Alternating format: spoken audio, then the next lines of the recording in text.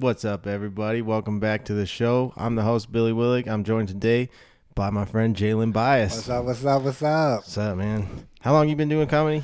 Been doing comedy for about 4 or 5 years. I don't like to count 1 year because of COVID.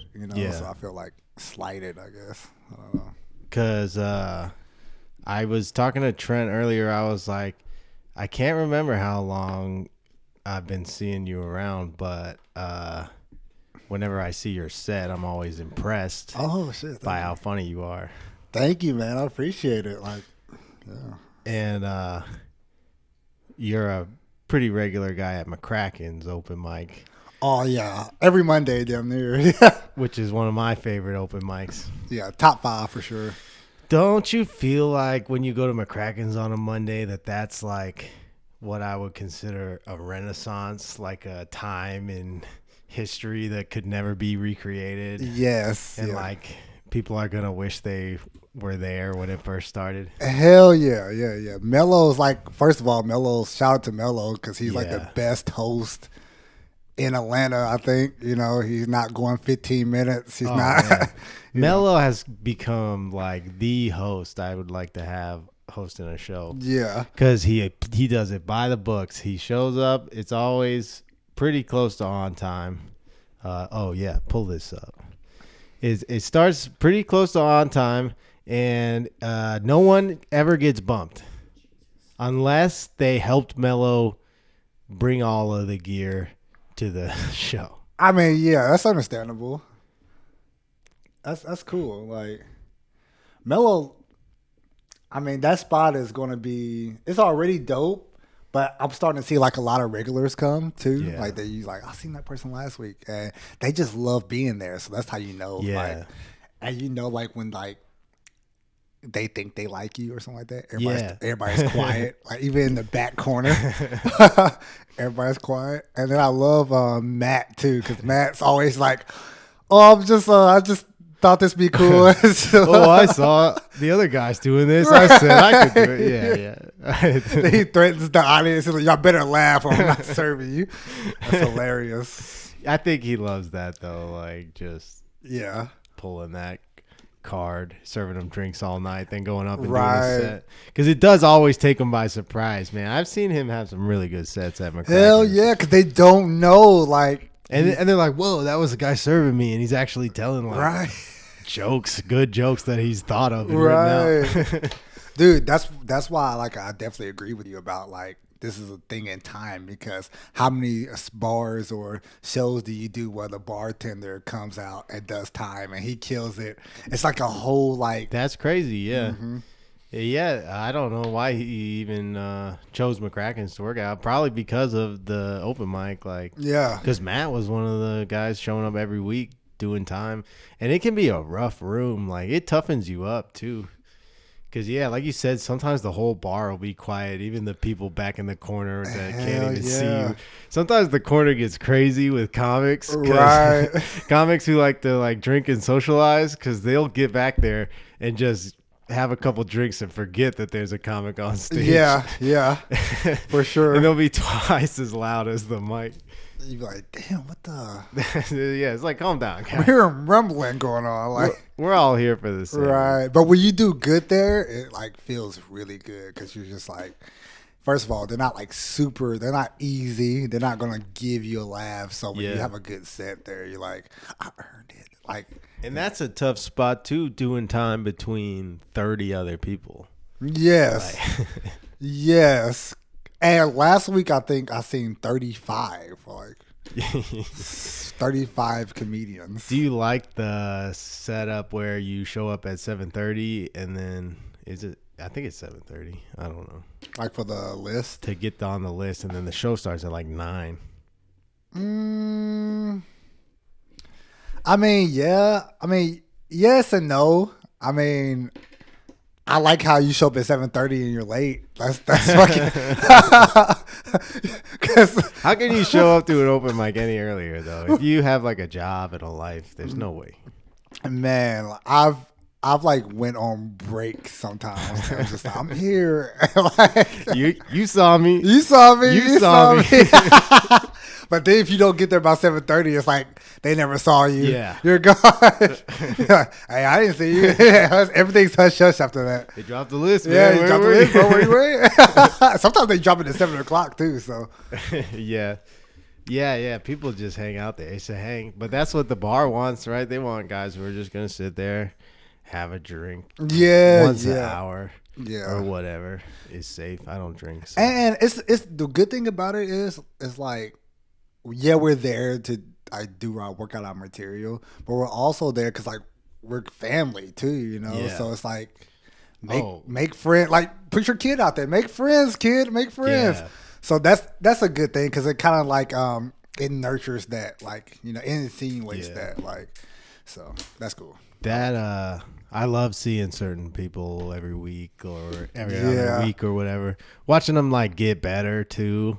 That's a big thing. I've seen a lot of kids come in and just like not be that great and then get better. Right. It doesn't happen right away. It's very frustrating. I can't imagine. Right. I like seeing comedians and you're like, I like the way they think. Yeah. Like they think so like unique. Yeah. You know? I love seeing that. And then like you said, the newcomers, like when they get better, you feel like it's like your little brother. You're like, hey man, you did good tonight. Like, yeah. Hey man, you killed that, dog. Sometimes like it surprises you because you see them all the time and then you forget and then you know their jokes. So even if their jokes are good, right, you don't care anymore. You don't. But then you're sitting there and they go up and they have just a killer set. They maybe rock the room one time. Right. It's like, okay. You see it on their face too sometimes. It's just like, I did something tonight. I did something good. Like, you can see the shock on their face. Yeah. Because they think they're about to, I'm about to go up there and bomb like I did last week. And then they get their first laugh. They stop for a second. They're like, hold on, what? This is going a little bit different. Somebody who's new that I saw is Uganch. I saw him around town starting to get laughs. And like, I saw him get a big laugh one time, and his eyes just lit up, and I was like, "Oh no, that's it!" Right, he's got the bug now. That's the magic. Yeah. That's Have you had that moment where you just hit like a big wave, and you're like, "Whoa!" Like, yes, I didn't even know it could feel like that, and it's like a couple of times. One time, I did this show in, I think it was Murfreesboro in Tennessee. Okay, yeah. And was like right after a White Lives Matter rally. It's a college town. Right, not this one. This was right after a White Lives Matter rally. Like, this is literally bikers in like their leather vest. Okay, oh my God. And my friend, like he's kind of like my sensei in comedy. He's like, he always takes me on the road with him, like when I was starting out in Kentucky. So he's like, I got this show, man. And we get there, it's like skinheads. And man. I'm like, bro, like, you're Mexican. You know better to be booking these type of shows. Yeah. He's like, bro, I didn't know. The dude was just cool on Facebook. So I walk in, and it's literally like 60 people, 60 like of the same biker guy. You know, and I'm scared. Like, I'm terrified. I don't know what to do. I'm like, I'm never coming here again. You ever been to like a show and you're like, I'm never coming here again, and you haven't even stepped on stage yet? Dude, I have. I swear. So I get up there, and first joke, just the whole room starts laughing, and I'm like, what? Like, we're not the same. Like, and it was crazy because they had like a what's those like little machines that had like you pick up teddy bears and shit? Like, what's those machines called? I call them the claw machine. The claw machine. They had a sex version of that. Okay. And like one of the toys in there was like this 12-inch black dildo. And I'm like, what the hell is going on here? Yes. Right. So we did. It was an amazing show. And one of the guys comes out and he's like giving me that racist look. He's like, then he walks up with his cowboy boots on. He's like, let me tell you something, brother. You know, we have our differences, you know, and but you tonight, you're one of the good ones. No. And he put his arm around me. Did he say it just like that? Yes. Oh, my goodness. He put his arm around me, and he was like, anytime you want to come over for dinner, you come over. It was crazy. And thank you, sir, but I don't. He was like, we want you coming back. I was like, yeah, I'm definitely coming back. And then I get in the van. I'm like, I'm never coming back. It was amazing, though. That's honestly, that could be like a great like scene in a movie. Like, yeah. It was definitely something. Because sometimes there's some just crazy stuff. I've been saying this for like 2 weeks now. Is I don't think you can do stand-up comedy without being disrespected at some point. That's the first thing that typically happens. Like, either you get disrespected like your first night on stage, or it's like the first week you're doing stand-up. Like, and you have to learn how to stand up for yourself in a way that's funny, right? And makes people laugh. Right. And it's a funny thing about that, because like if you're like too passive, they walk all over you. Yeah. And if you're too like deprecating, they feel bad for you. Yeah. I've seen people like talk about how fat they are, and it does good for 2 minutes, and then like 10 minutes in they're still going, and people are just like, I want to give him a hug. Like, yeah. It's like, and there's a way of being too arrogant when they don't like you. So it's a thing to balance, Are you like a big like timing person? Do you do any like music or singing or anything like dancing, anything like that? Like timing, I think, is a big part of stand-up comedy. Yes. And sometimes I can feel that for whatever reason, my timing is off. Like the way I'm telling the joke is wrong, and I can like feel that coming up. And in my head, I'm just like, you guys don't know this joke is funny, like, right. And they start to feel bad for you. Back to your point where if you're too self-deprecating or whatever, they start to pity you. I'm like, don't pity me up here. I'm just screwing this up. Like, it's not as bad as it sounds. Yeah, this is a funny joke. I just said it wrong. You guys don't get it. You start gaslighting yourself. Yeah, I know I went through a lot of trauma, guys, but this is funny. You have to gaslight yourself in this business because you'll be sunken if you don't. You'll drown. Oh yeah, for sure. Like, do you have any jokes where the audience doesn't necessarily think they're funny, but you leave them in because you like them? And let me think. No, not really. Like, if the audience don't like it, I usually like dump it after a certain amount of time. So I'm like, this is not worth the sacrifice. This is not worth death. Sometimes it's clever though. Yeah. Sometimes the ones you dump, they come back around later and you get to use it. I feel like. Well, I guess in that aspect, I don't ever dump it. I usually I stockpile it. I just put it until I'll wait until I become a better comedian, and I bring it back. Because sometimes you just don't have the capacity to tell a joke good. Yeah. Or that certain type of joke. Or something else. I've noticed like something else has to happen in your life or whatever that gives you some perspective that allows you to come back to the joke. Right. And then you can add it to it. You can add like the punchline. I could take that punchline that I was doing 3 years ago and take it to this new joke, and you create like a super joke almost. And sometimes I found like old stuff I thought was just garbage. I tried one time, was on stage. I was like, I'm not going anywhere with this. Threw it out, and then it came back around a few even years later. I was like, I found it. Right. That's the best, because when you're at the pre-part, like before you come up with the answer and you're telling the joke on stage, you start losing confidence in the joke as you're telling it. You're just I don't know if I want to finish this. Yeah.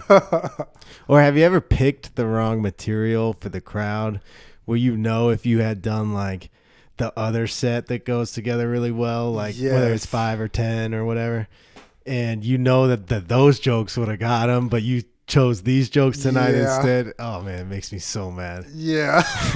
And you don't have I don't know why, in that moment, do we just not switch it, call the audible, but we just sit there and just the next 10 is probably going to do bad too. Let me just go do it. Let me just go on and eat this shit. But there's no way to finish it, because in your mind you're like, this works best if it goes after this one and I say this. So this is a lot of insider baseball on this podcast. What other mics do you do besides McCracken's frequently? I'm going to Monticello's after this podcast. Great mic. I do Cats. I do Dancing School. Cats is great. Cats is dope. If you can do well at Cats, then you're doing something. Yes. I did the Star Bar on Monday. Nice. Congratulations. That was fun, man. Yeah. So fun.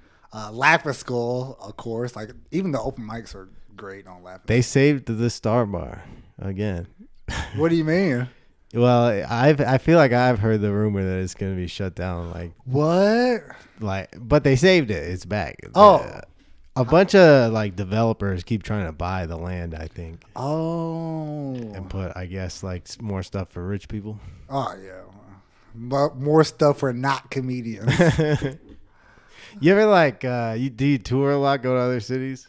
I did when I lived in Kentucky, but now I don't really like everything is. I don't really have that connection anymore. Because sometimes, like when I'm in another city and I'm walking around, like looking at all like the buildings and stuff, I'm like, I wonder, like, what is all this for? Like, who goes to these places? Because comedians don't. I'm just here for the comedy club that's in like a dump little strip bar or whatever. Right. And dude, that bar, like when you go like your first out of town gig, you just like. You have like this visual on how big it's gonna be. It's gonna be sold out and whatever. Yeah. And then you get there, and it's 5 people, and you're like, "Why did I drive 2 hours?"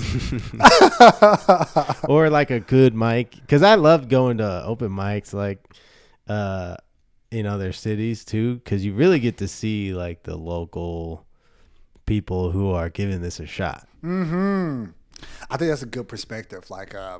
On like your own personal growth, because you see all these other people, you're just like, oh, okay. And you see that there's different styles all around, and there's different people at different levels in every city. Like, just like we have here, there's other people who are starting out and who've been doing it a long time and are super funny. Yeah. Like, for sure. When I started in Kentucky.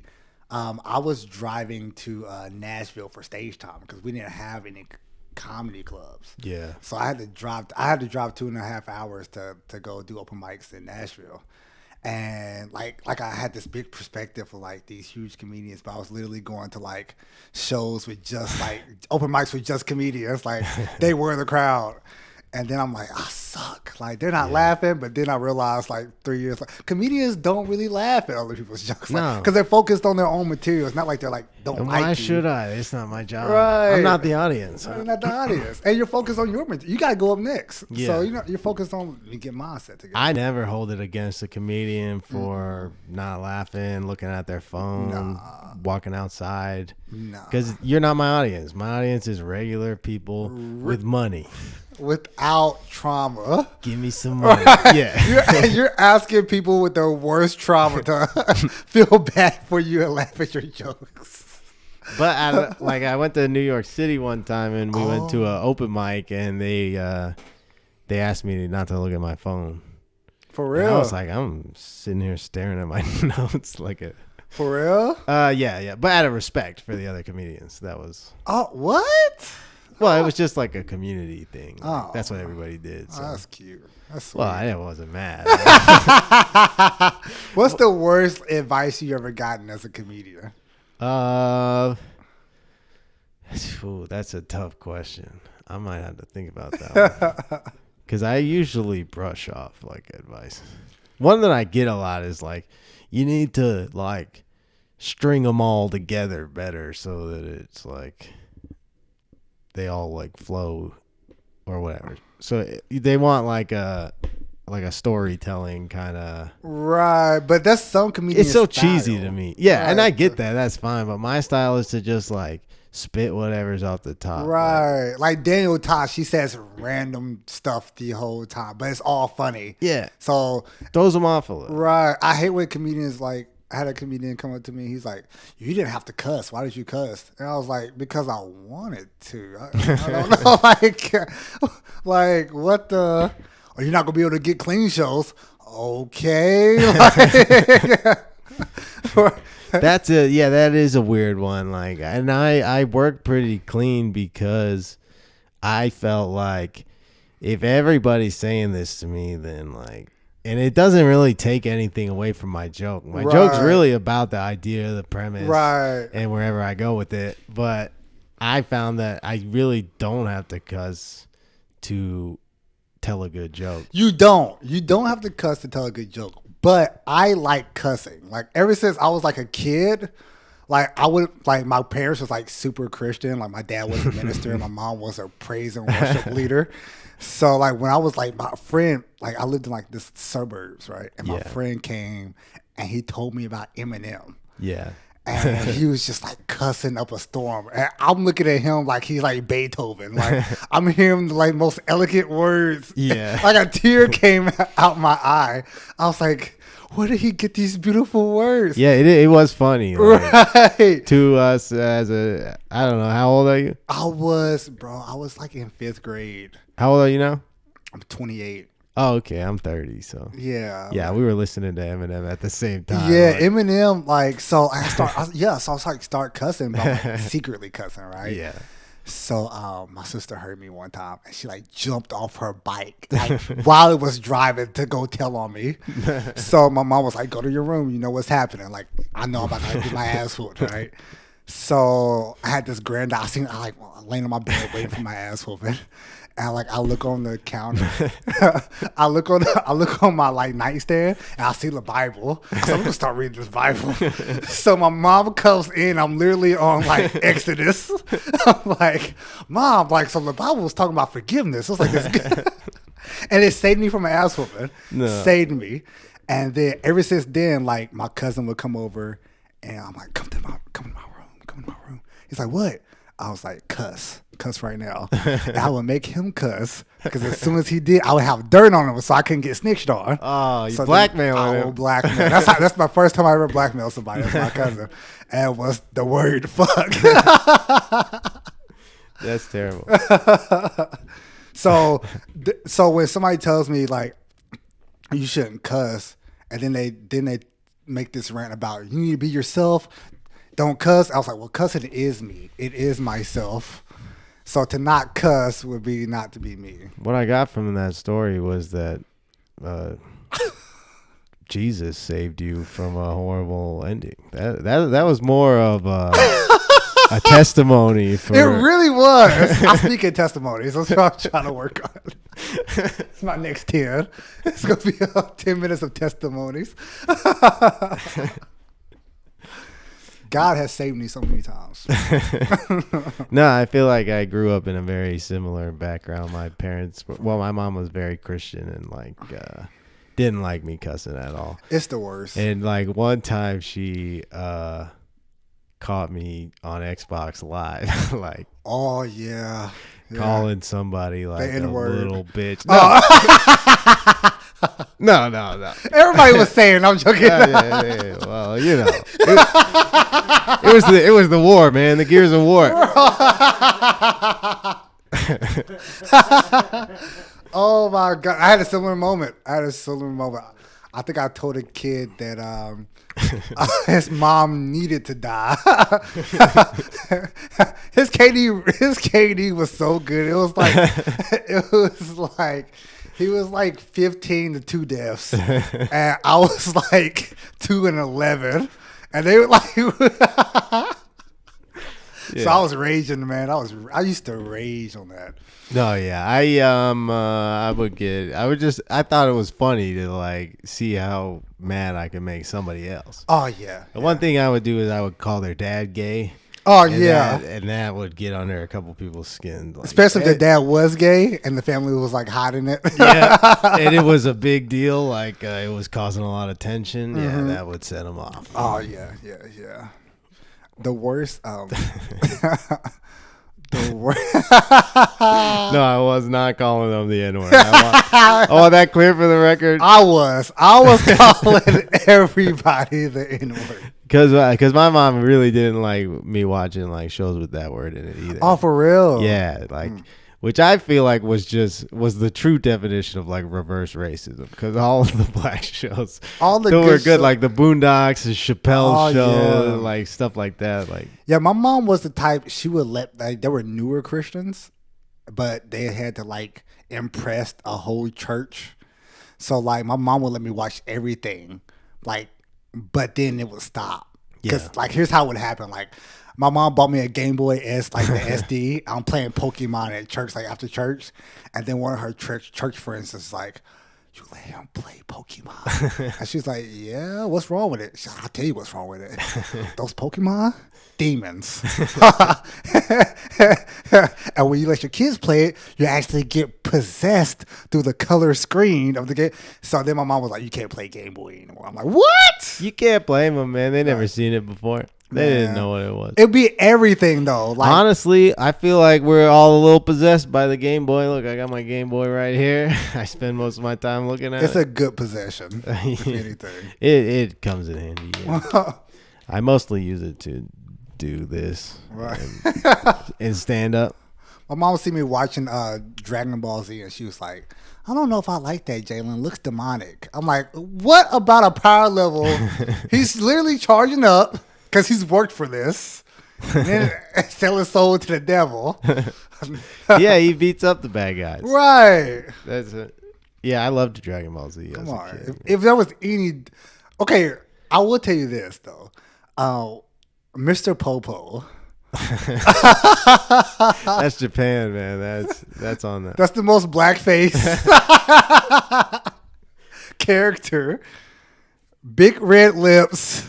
No, he was like a genie or something.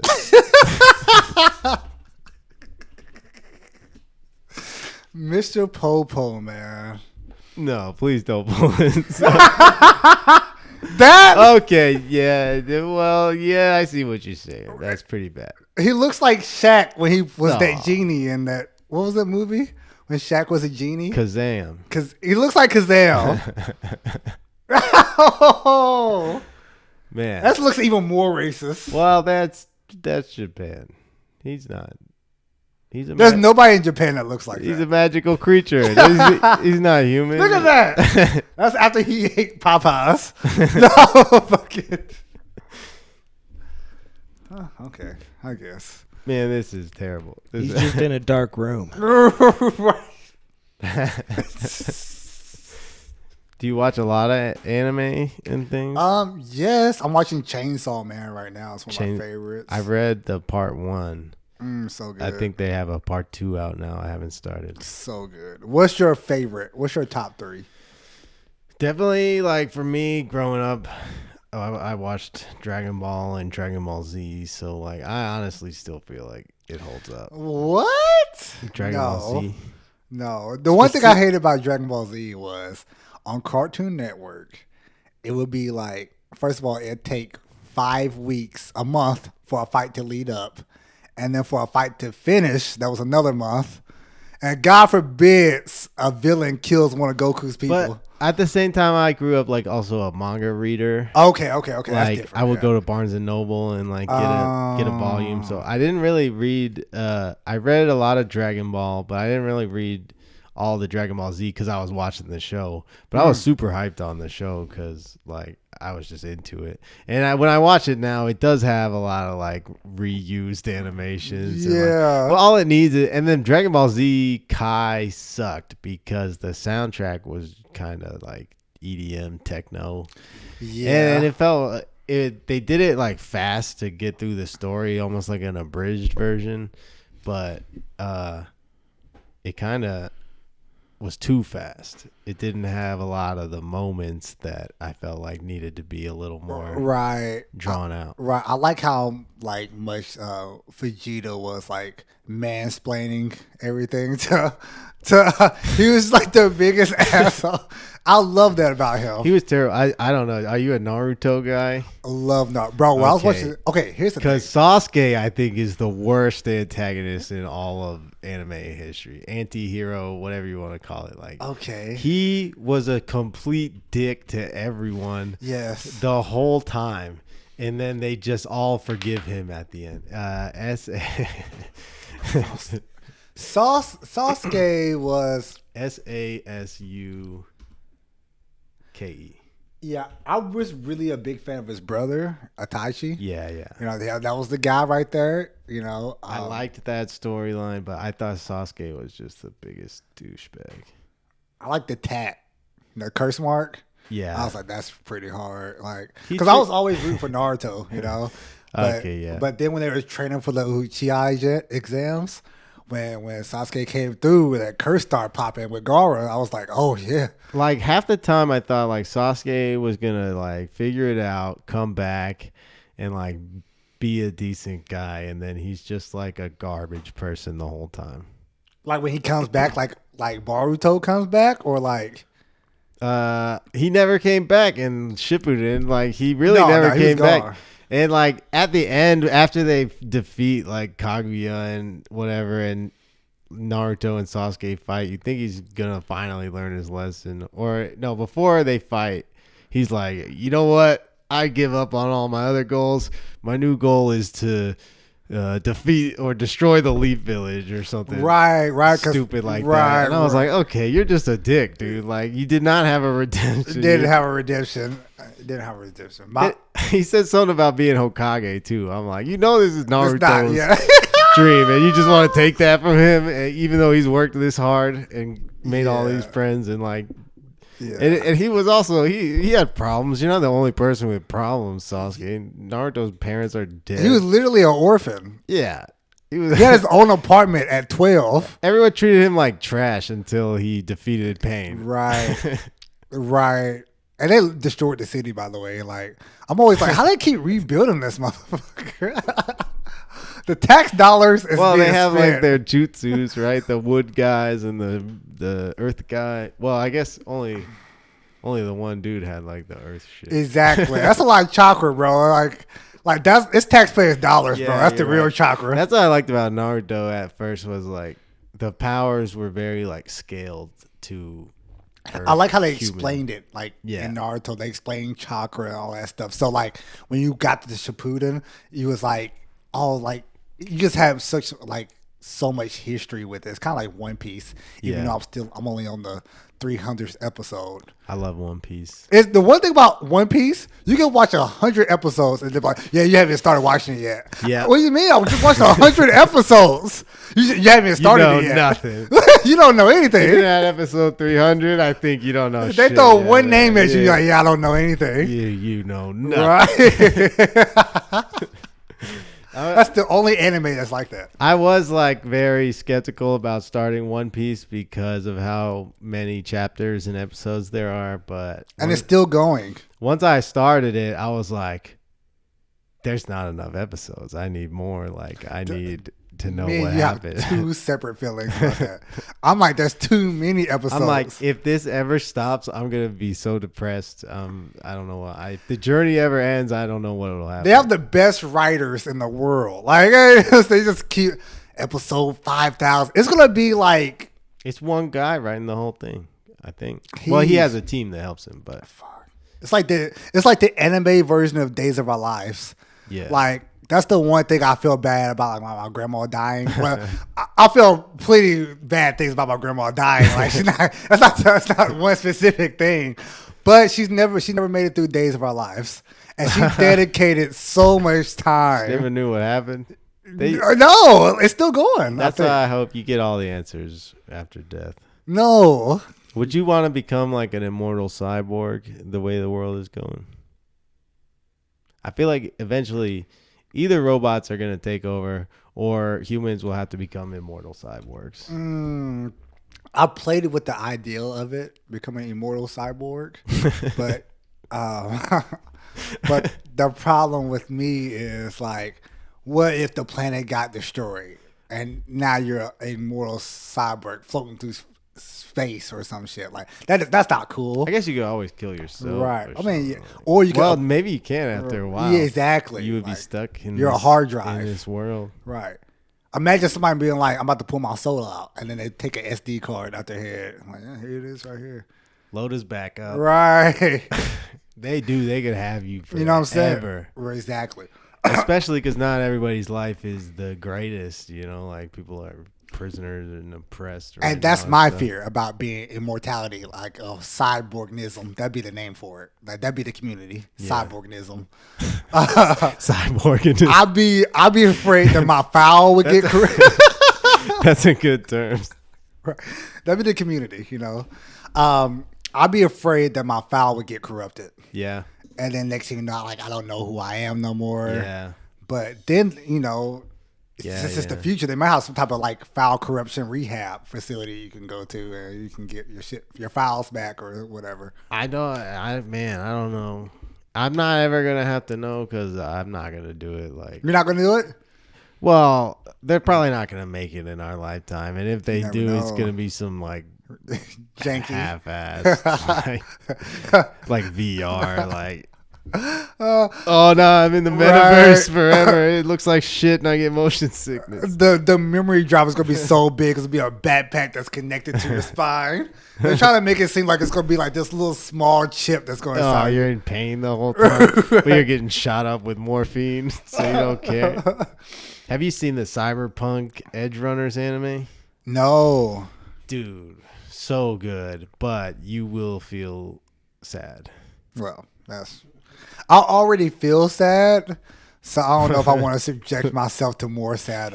You'll be like, oh man, that story was really sad, and also this seems like the way the world is headed. I felt that way about Attack on Titans, because it was just like...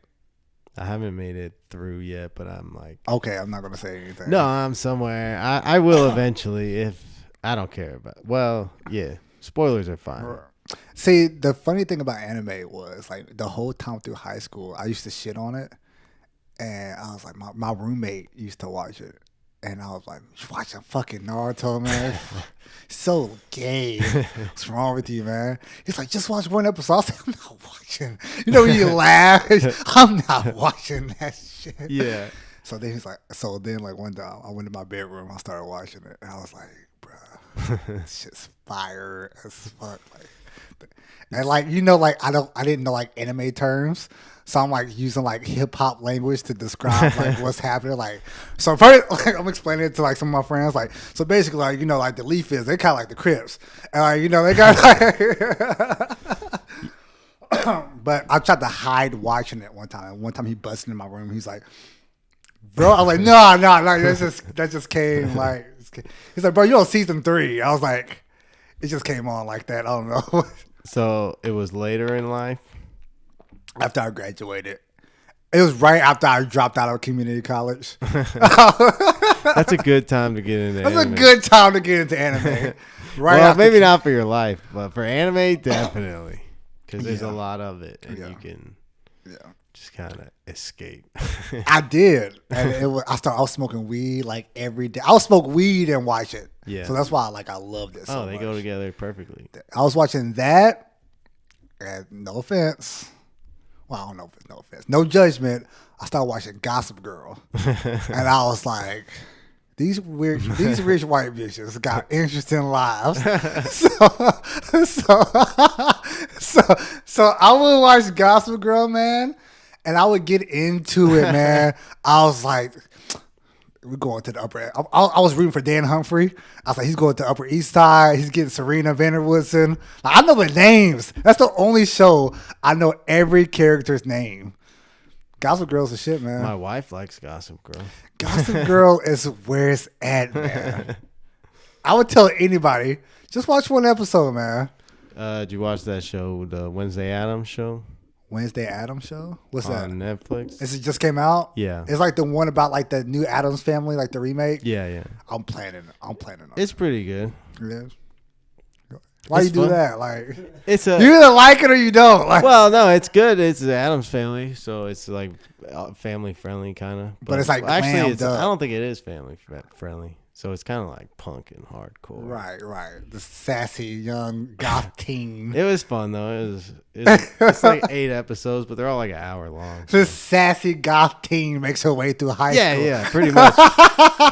Well, she kind of treats everyone like garbage. I know that's the joke, but then it's kind of funny because they all just talk to her like she didn't just like insult them to right. She's holding that fat shaming me alone, and they're like, "Oh, okay." Anyway, so yeah, I plan on binge watching that during the Christmas my Christmas break. That was a good one. You watch any like Star Wars or anything? No, I'm into like either anime or just like bro. I watched Selling Sunset. I didn't see this. It's like these sassy anime or rich white people. That's all I want to watch. These sassy white women selling houses in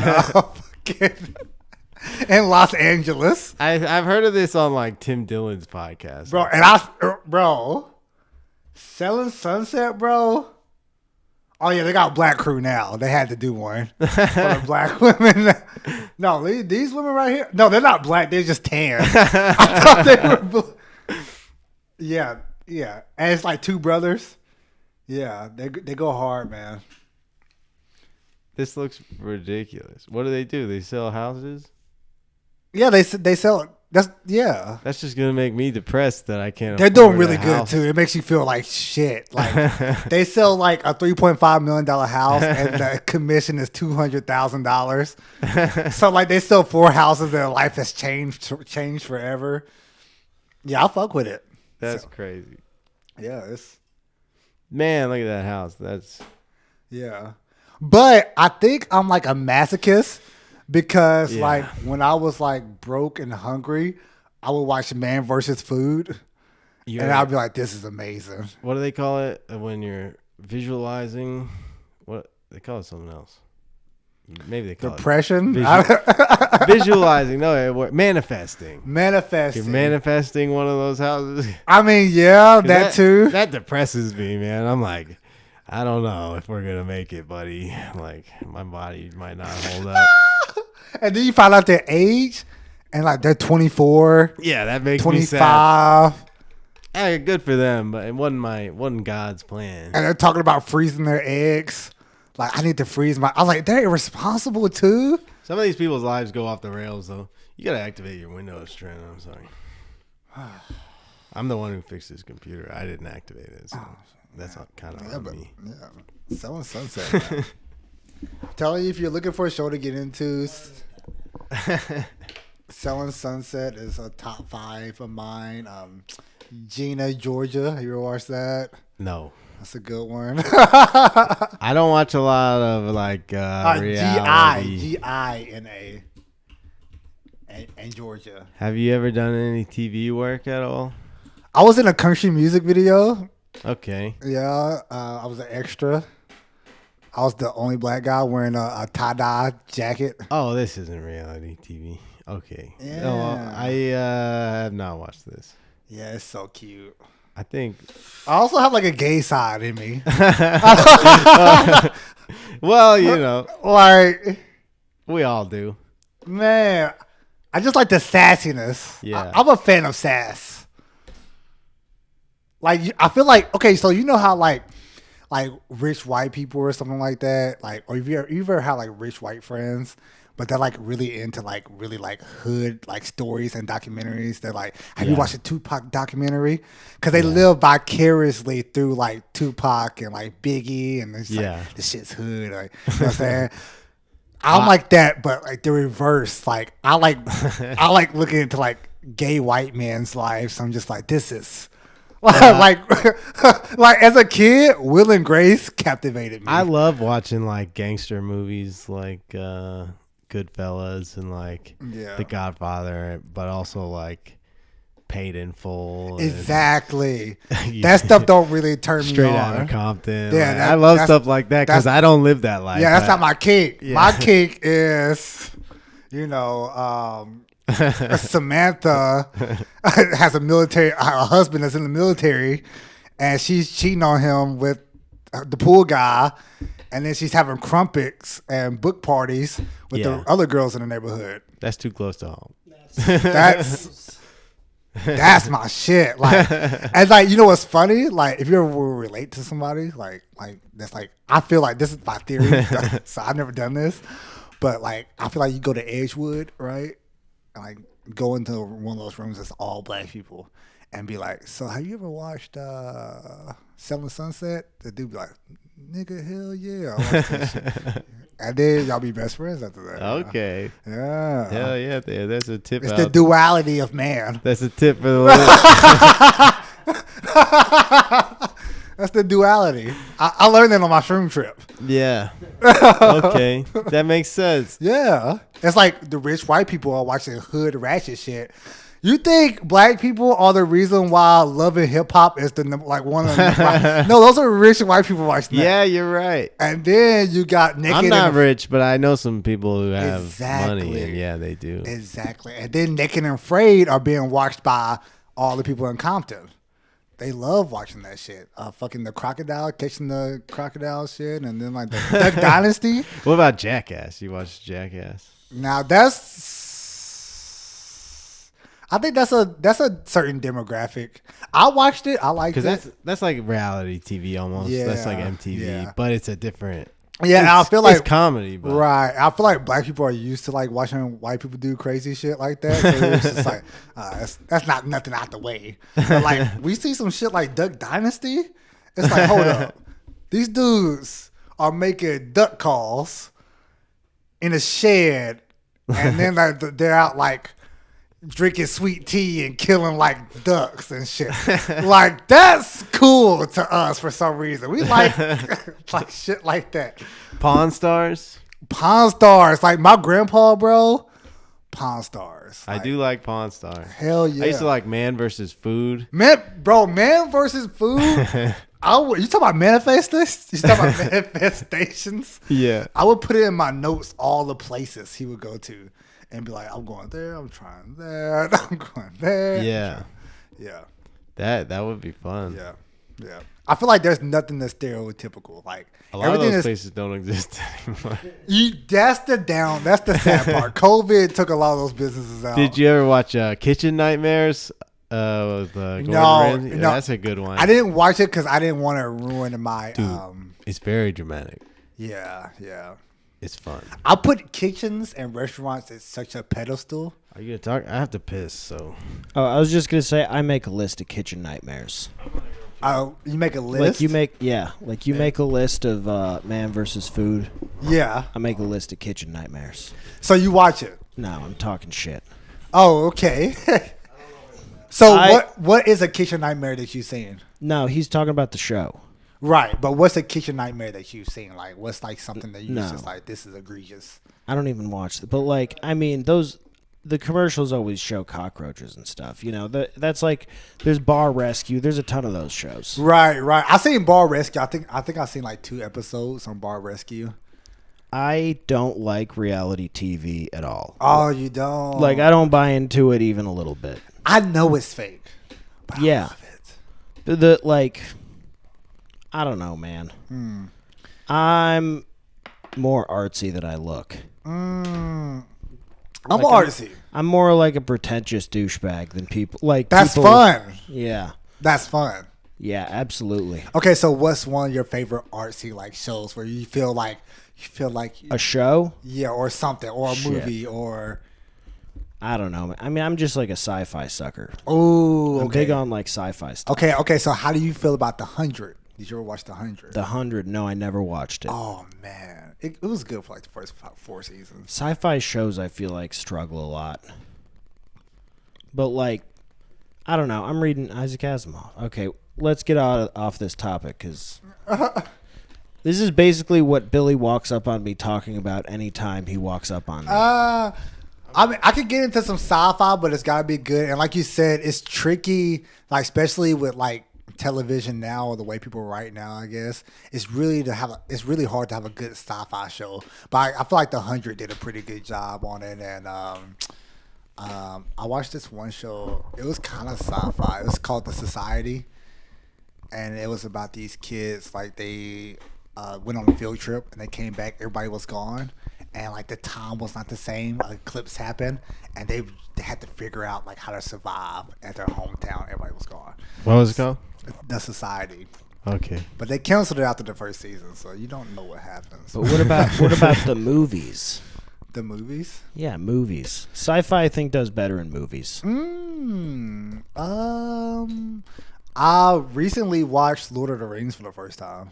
I'm gonna slap you in the face for bringing up fantasy. He did the same thing I did. I said Star Wars when he asked me that. And I mean, is Star Wars not sci-fi? It's fantasy technically. There's some science in there. I mean, it's got space and stuff. They have fucking it's like planets. It's fantasy with a sci-fi skin on it. True. And that makes sense. Or maybe I just like that then. Yeah. Maybe I'm just a fan of that. I like fantasy stuff. I love Lord of the Rings. Lord of the Rings is good. The books are really good. I watched Harry Potter for the first time too this year. Harry Potter, well, that depends on where you stand politically on Harry Potter. Well, because she still gets, but the lady who wrote it is like accused of being a transphobe. I don't know that much about it, but I don't know that much about transphobia, so I know that I'm not. I'm not qualified to speak on those type of subjects. Yeah, exactly. But she still gets money from all the Harry Potter stuff. She should. If she created something like that, you should get money from it. But they canceled Kanye's bank account, so. Yeah, but this is intellectual property, right? This is. Oh, this article, yeah, pull that up. It says J.K. Rowling liked a tweet supporting anti-Semitic rapper Kanye West. It hasn't aged well. But I feel like now this is a theory. I feel like Hogwarts. I feel like that would be a place that would be anti-Semitic. Because they didn't even like people who didn't do magic. They called them muggles. Yeah. I had a joke about Harry Potter, and I tried to talk about that, but I don't know. I couldn't work it out, really. She came up with a lot of slurs for imaginary, like, fantasy people. Exactly. If you feel some type of way about people who don't do magic, imagine how you feel about the Jewish community. Yeah, look up this article, and I did not write this, and I want to warn you, it's crazy. But look up New York Times. I'd like to point out on this, by the way, it hasn't aged well.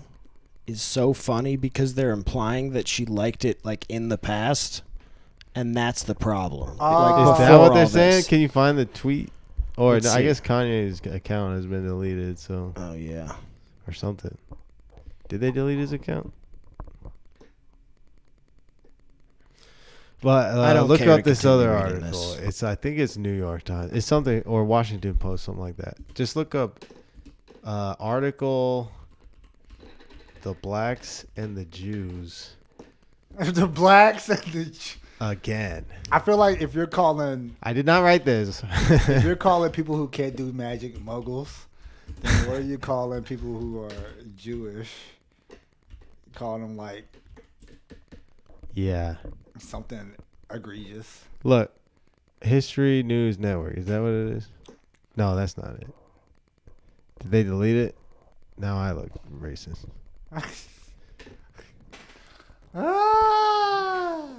Scroll down.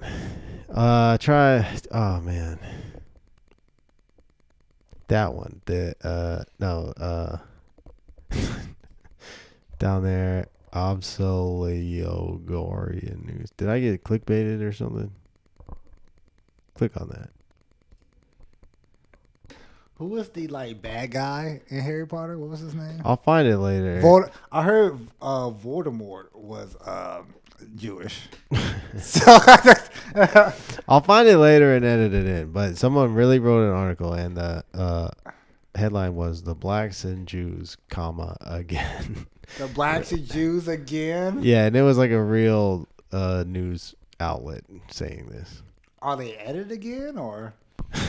I feel like we're versing each other right now. I look at the Newsweek one. It says, on blacks and Jews in the Kanye era. Doesn't that just seem like a... They also do sometimes change their headlines after the fact. Oh, okay. Yeah, that too. But I was like, this is an insane headline. I thought blacks and Jews and in the same boat, and they better realize it. Who said that? I don't think that's an article. That can't be an article. WAMC. It's right next to the... Yeah, right there. Look. Okay, someone's talking about it. Click on that one. That's the one I'm talking about. It was New York Times.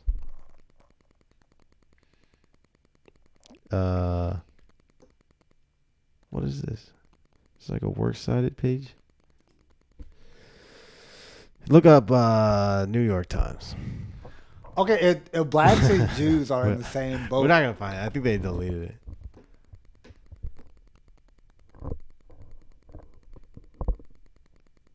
No, it's definitely in November. Whatever. Now I look bad. If blacks and Jews are in the same boat, then where the fuck are we landing? Like, where are we going? Where are we? What's the destination? If you're in a boat, it's got to be a destination. Like, where are we going? To the land of the elves. We're going to go free Britney. And she's free, man. All we had to do was trade a Russian arms dealer. Yeah. Fun fact. Have you seen the movie Lord of War?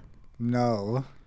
I saw the movie War Dogs with that was good. Jonah Hill. Yeah. So Lord of War is that, but better. And it's less funny. So it's Nick Cage, so it's great. Okay, so funnier. But it's him playing the guy that we're trading. Holy shit. That's the guy. Oh, he plays like the actual guy. Yeah, the guy that story is based. I mean, it's not exact, but the guy that story is based on. If you Google who is Lord of War based on, it's the same. It's the same guy. Well, let's pull up Lord of War and I feel watch like the whole movie on the show. I feel like we gave them the Merchant of Death, right? She should go by the Merchant of Death on the basketball Merchant court. Of Rebounds. Does anyone hear a clicking, or is that just me? I think it's this. Okay. Do you guys smell toast? Yes. Something burning? I'm kidding. It's like people who have a stroke say they they smell toast. Do they say they smell toast? I thought they said they smelled something. Lavender. What?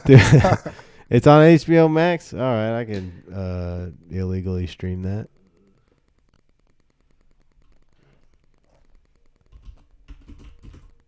I had a friend the other day. He was like, "You need to pay your HBO Max bill." And I canceled it, and I didn't even know he was using it. He was using it, dude. Somebody watched Lord of the Rings extended edition on my HBO, and I just asked around my friends. I was like, "Dude, who watched like 12 hours of Lord of the Rings?" Like, I'm not mad. I just want to know. Which so we can talk about it. Like, they got laid off. No one owned up to it. Who lost their job? Lord of the Rings? Somebody in here lost their job. Your girlfriend broke up with you. Both happened. Yeah. Wow. He looks like a good guy. I mean, he looks cool. He's got a mustache. You know what I heard about him, right? I heard he sold a nuke to somebody. What? Or like dude. How badass? That's like some cartoon level. How do you tell somebody like, hey, Billy, if you need a nuke, I'm your man. If I had to be a gangster, I would want to be like a cartoon level gangster, like selling weapons of mass destruction or like giant anvils or something. But I feel like if you get too big, you can't get out at that point. Like once you have a nuke guy, you have a nuke guy. You can't you can't walk out the game if you have a nuke guy. They don't just let you leave. But who did he sell a nuke to? Because that would be crazy. Well, I heard how he got caught was. There's a lot of I heards. I said I heard 2 times in the same paragraph. So allegedly. Right.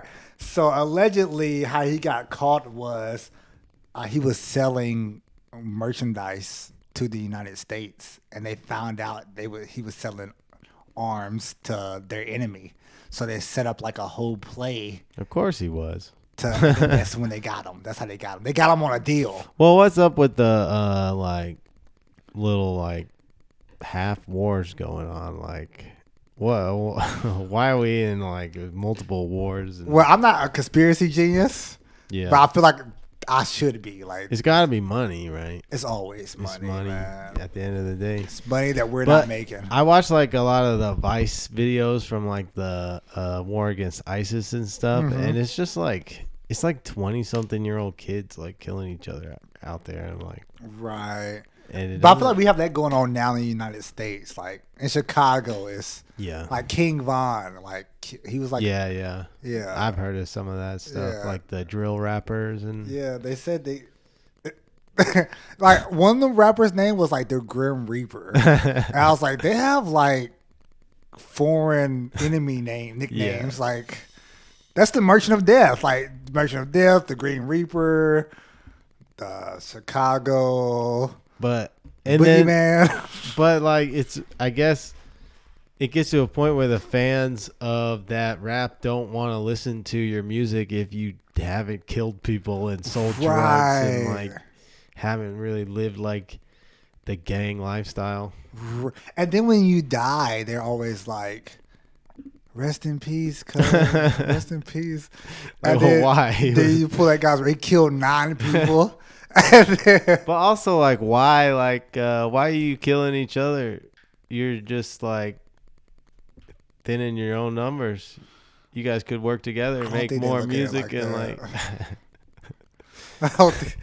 And you know what's crazy? It's almost like they get turned on by doing that shit. They just like they rap about 3 things: like smoking weed, killing people, and fucking bitches. I think it's all a social game, right? It's all about like who's the alpha dog in the neighborhood, like, and we all do that in like comedy and everything. Like, I'll tell you the weirdest one, right? Have y'all heard this thing like smoking packs? Like we're smoking this person pack, like they like. You ever heard that? No, I haven't. You never heard that? No. Okay, so in the rap game now, it's like they kill you. Like let's say your name is like Jeff Steele, right? For some reason you became Puerto Rican. Jeff Steele. So now they're like, we're smoking Steele pack. We're smoking Steele pack. Like they had this guy named what was his name? His name was I forgot his name.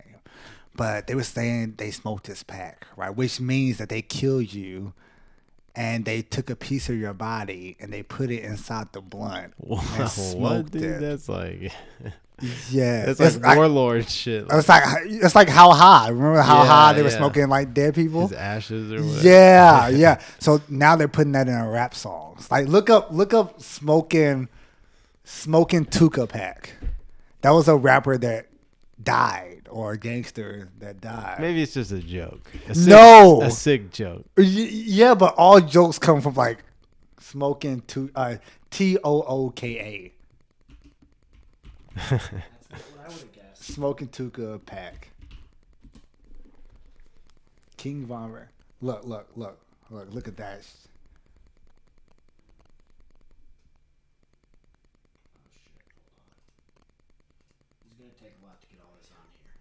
Is King Von still alive? No, he's died. He's dead? Oh, my goodness. He died. He got...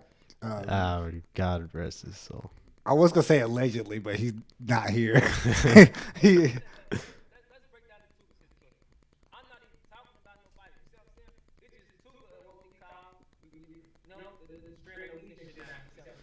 He's saying that because of the fans. So now it's really Tuka, you see what I'm saying? So little folks, this ain't got nothing to do with little folks. Little folks cool. You see what I'm saying? But I can't. They want us to change the strand of the weed. That's gonna fuck up the business. You see what I'm saying? We just saying Tuka, man. That's what we say. No disrespect, Tuka. We saying Tuka, man. I be saying Tuka, man. No. So basically, his gang allegedly killed Tuka's gang. And then that's when Smoking the Pack came out. So now every time a rapper dies, they're like, we're smoking this pack. Or when they threaten somebody, we're about to put you in a pack. And you're like, oh, I wasn't really smoked. Yeah. So it's almost cannibal. Rappers are turning into cannibalism. That's crazy. What is it about that appeals to people? How do they become like... It's gangster. Like you said. Like it's just chaos, though. Yeah, it's like, yeah. I don't know. Like I like gangster shit where they're like they got a plan and they're like no plans. Everything's off. They got like a big score they're trying to get or something. These guys are just murdering each other for the music, man. It's about so they're trying to get a Derek Chauvin pack for the Black Lives Matter. Are these guys good rappers? Look. I assume that some of them got to be good. What's that full unreleased song? I don't know. That can't be real. Pack heavy, I guess.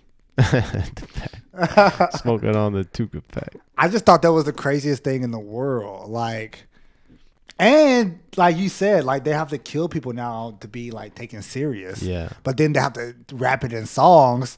So not only do you have to be badass enough to kill somebody, you have to be badass enough to tell on yourself. You gotta eloquently convey that you killed him without explicitly saying that you killed him. But if it's too vague, they don't believe you.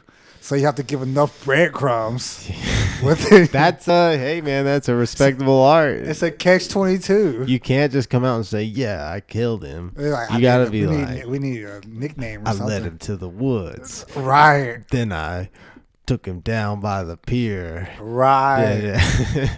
Right. Like there's this rapper. His name is YMW Melly, and he had this song called "Murder on My Mind," and it's about how he allegedly killed his best friends. And he's in jail right now because he allegedly killed his best friends. So then another song in the same album, he wrote Mind on My Murder. And that was about the perspective of the person he killed. He wrote a song about killing his friends. And then he wrote a song about what his friends thought about being killed by him. What a time to be alive, man. You can listen to a man. I thought that was artistic. That is artistic, but that's like true. It'd be like the comparison of Van Gogh, like taking his ear and taping it to a piece of like a canvas and being like, not only did I paint about how the depression I was going through, I also put on a portrait my ear, which is a visual representation of the depression I was going through. That, yeah, I guess, and it's the same thing, like suffering for the art. I guess you gotta be gangster if you want to be a rapper in Chicago. Yeah, one of his lyrics was, "I didn't even mean to kill him. He just caught me by surprise."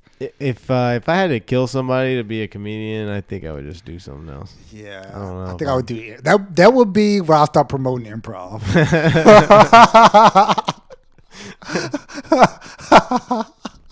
Zip, zop, zap. Not the improv. Don't come for the improv. Nah, I'm gonna murder. If it's stand up or improv, bro, I would be. You would look at my Instagram stories. It'd be 5 jams back to back.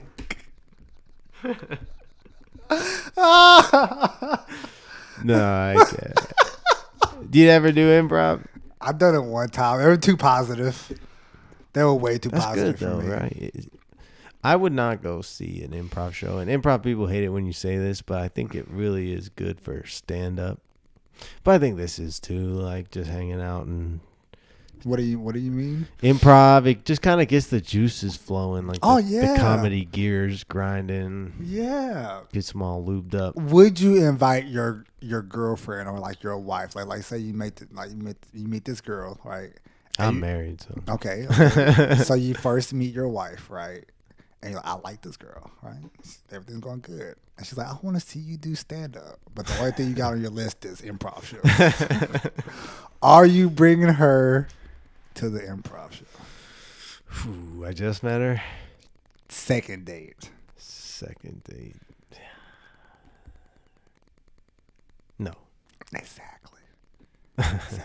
Now, what would you bring her to a stand-up show? If it was a book show. Yeah. But an open mic? No. No. Unless it was Laughing School. Yeah. I'll bring her to Laughing School. Laughing School, yeah. Because it's 4 minutes. She'll get all dressed up and look good in the crowd. Right. Bob Place will make fun of her. And you do just enough time to leave them wanting more. Yeah. So you're like, and then she's like, I want to come see you like do 15. And then she sees you do well amongst a bunch of beginners who haven't been doing it. Right. So, yeah, then you look good. Yeah. So then you get laid.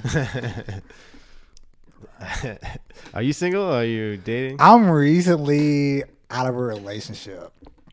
How long was the relationship? 8 months. Okay. Like it was like my first real. Like every relationship I had was like 3 months. Yeah. And this like my first like one that was like 8 months in, and I took her to Miami and all this stuff. Nice. Like we did all this couple stuff, and it felt amazing.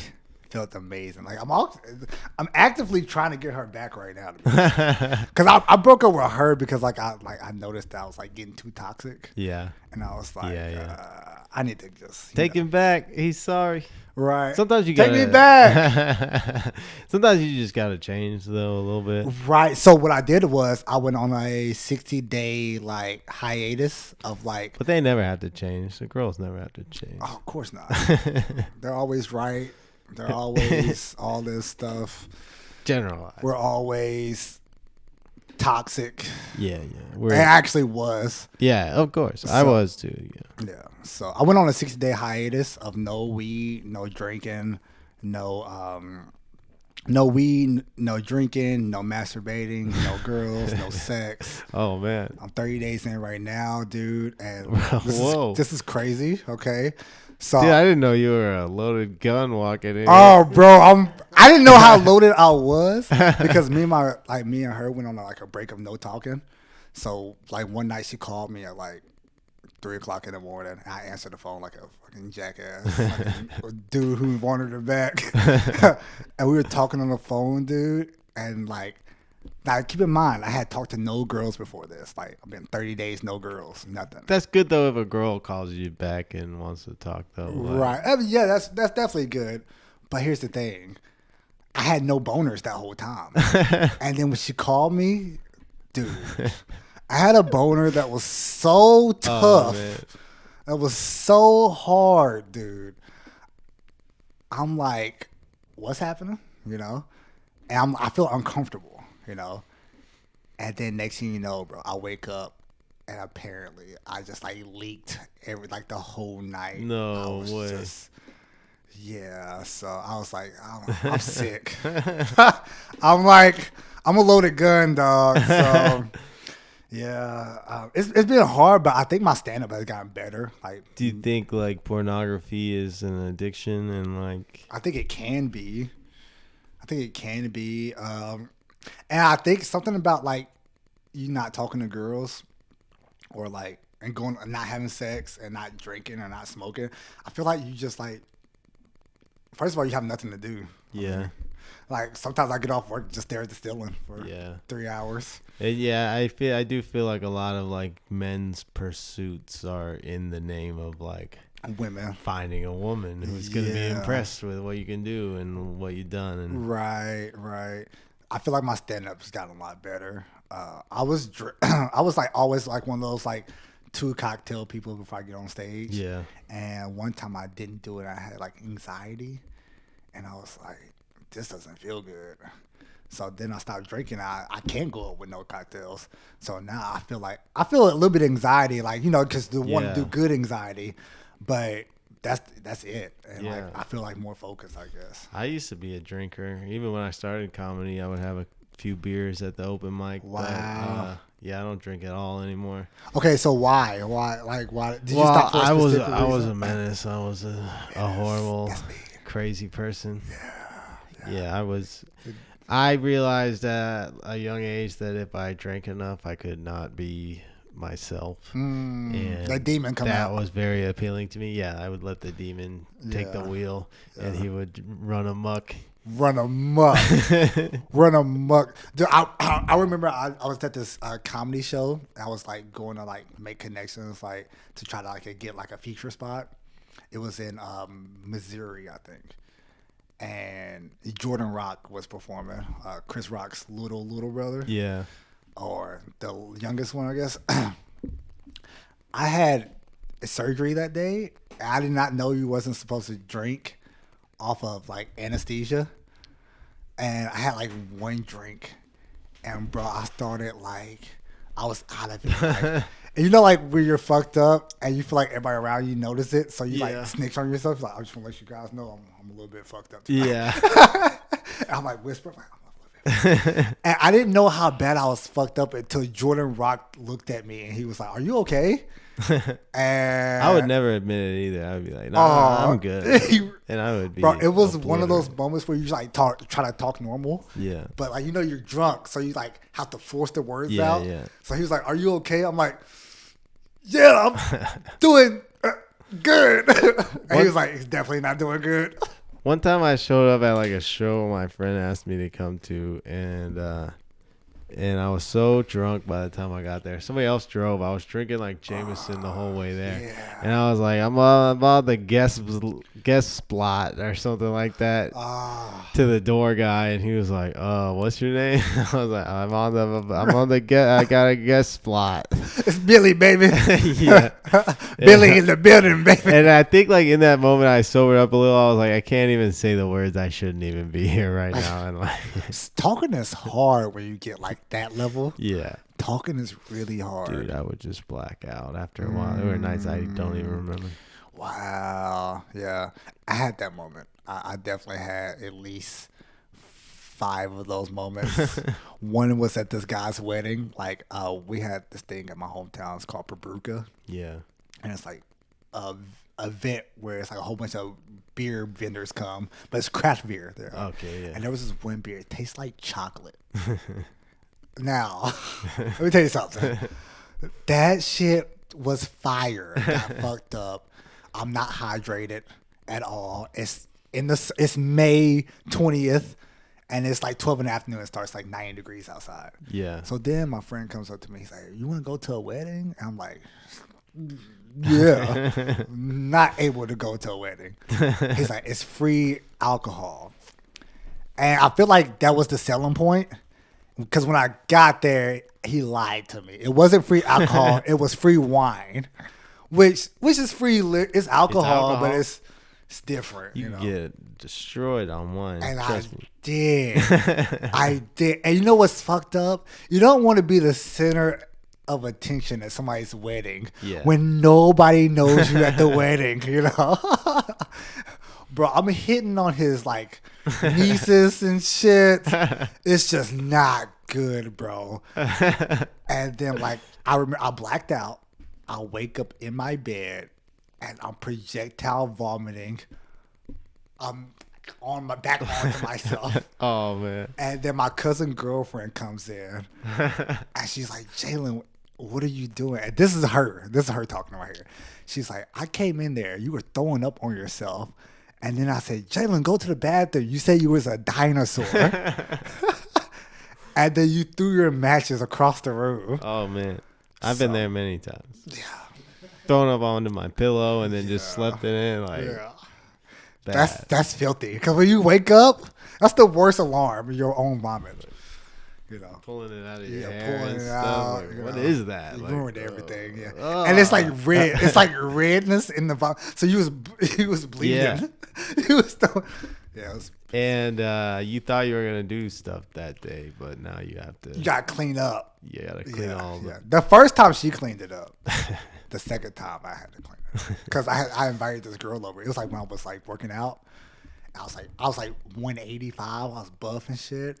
And I was trying to impress the girl that was already at my house. Yep. I've already did the works. Yep. But I'm so fucked up. I'm like, nah, I need to impress her a little bit more. So I make a protein shake, right? I'm like, here's how I make my protein shake. I put protein in there. I put fucking 8 gallons of milk in there. And then I put eggs in there. Oh. But here's the thing. I was drunk and I forgot to crack the eggs. So I throw whole eggs in there, right? So I put some Oreo Blizzard ice cream in there because I was like bulking at the time. So then I put like 4 Chips Ahoy's and like 5 Oreos in there. And I'm telling her to drink it, and she's like, "No, I'm good." I'm like, "Drink it, drink it, drink it." So she drinks it, and she's like, "It's good, it's good." She's like, "But is there eggshells in there?" I was like, so I take it, I chug the whole thing.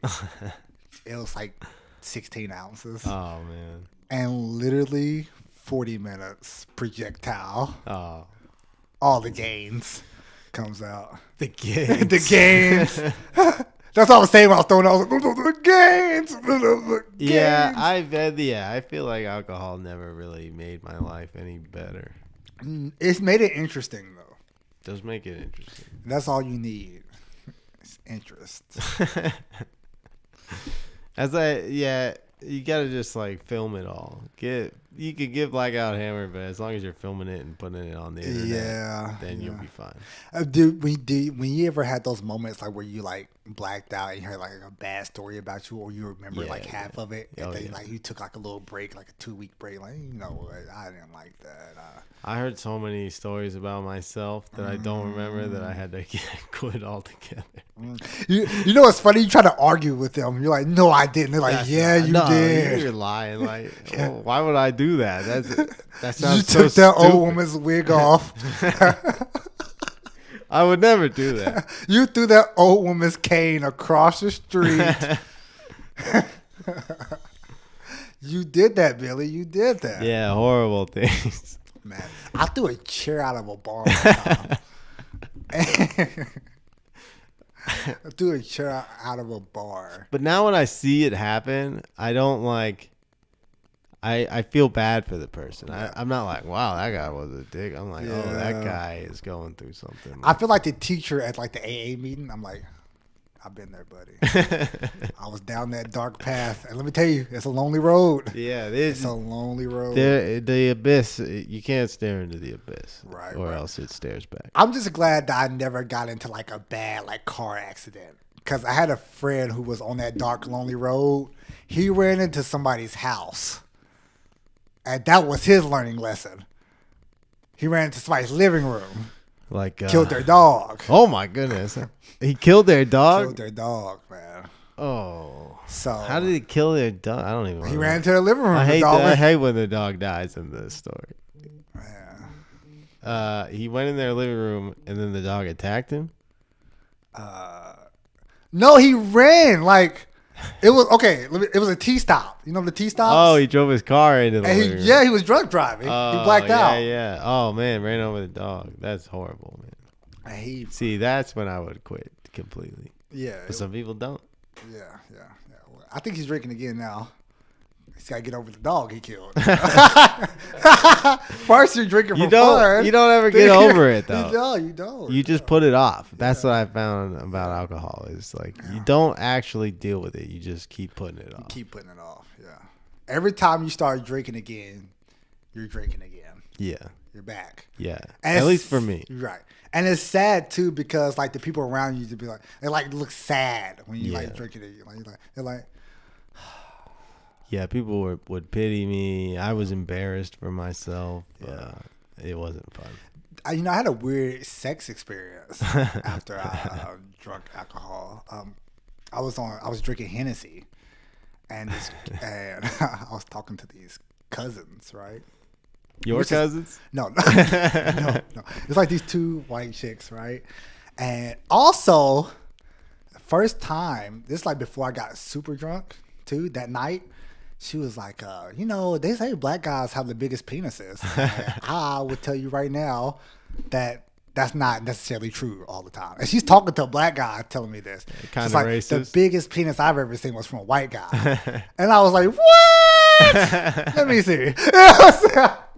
I couldn't. It's probably the gayest thing I've ever said. But get him over here. Well, get him over here. And what's crazy is I never knew these girls, right? And the guy, the name that they said, Nathan Myers, the guy. Shout out to him, bro. Because I heard 3 girls mention this guy's name before. I went to school with that guy. None of those girls went to school with that guy. I swear to God. They showed me the picture. And it was a huge, aggressive white penis. And I was impressed. And I felt a little bit insecure. It brought some insecurities out of me. Did you know the guy, or was this like a person? You said what? Did you know this person? Or? I went to school with him. Okay. I didn't know the girls at all. Oh man, so you were like, He's a legend. Yeah. Yeah. Yeah.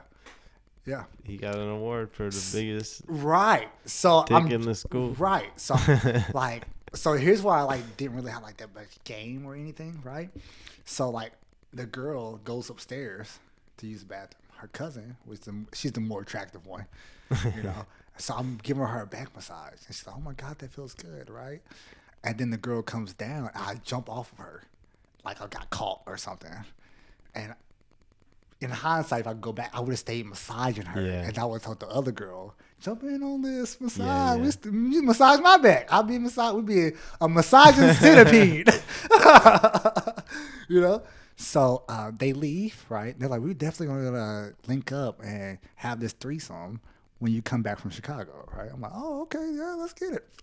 They leave. I get a text, and she's like, "So you gonna let me get that dick or not?" Right? And it was the unattractive cousin, and I was like, "Who am I?" You know, she was already calling dibs on you to her cousin. Right. And I was like, "Who am I to turn somebody down?" But it sounds like her cousin was feeling you if you were massaging on her. You know what I'm saying? So I let her come back over, and I'm drunk, right? Hennessy, right? And I wasn't really that like sexually experienced, you know what I'm saying? That's why I fumbled that opportunity. And she told me to do some stuff like I'd never done before. Like, she's like 69, right? Yeah, and this like porn days, like 69 looks hot on porn. Like 69 looks so hot on porn. Like, oh my gosh, it looks so hot, right? But when she got on my face, it wasn't hot. Like, it wasn't hot. It was hot temperature. It was hot temperature. I had two thighs that was just sweating on me. The vagina temperature was like, 95, you know? That's, hot temperature. But the part that really messed me up was I didn't know that when you eat vagina from that angle, like you're laying down and she's on top of you, your mouth is eating vagina, but your nose is in her butt. Yeah. And that was something that traumatized me. And, man, you out there, you got to do some things for love, man. You do, but that wasn't love. That was a one night stand.